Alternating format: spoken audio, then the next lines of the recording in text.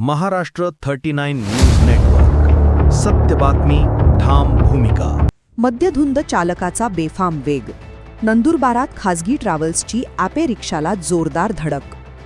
नंदुरबार शहरातील अंधारे चौक परिसरात आज एक गंभीर अपघात घडला.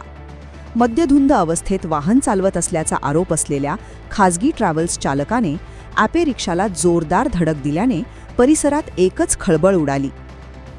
मिळालेल्या माहितीनुसार नंदुरबारहून पुण्याच्या दिशेने निघालेल्या खासगी ट्रॅव्हल्समध्ये सुमारे 40 ते 45 प्रवासी प्रवास करत होते.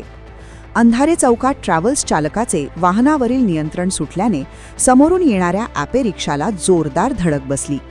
या अपघातात ट्रॅव्हल्स चालक जखमी झाला असून ट्रॅव्हल्स आणि ॲपे रिक्षाचे मोठ्या प्रमाणात नुकसान झाले आहे.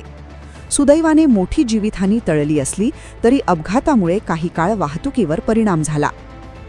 घटनेची माहिती मिळताच स्थानिक नागरिकांनी घटनास्थळी धाव घेत मदतकार्य केले. संबंधित प्रकरणी पोलिसांकडून पुढील तपास सुरू असून चालकाच्या मद्यप्राशनाबाबतही चौकशी करण्यात येत आहे.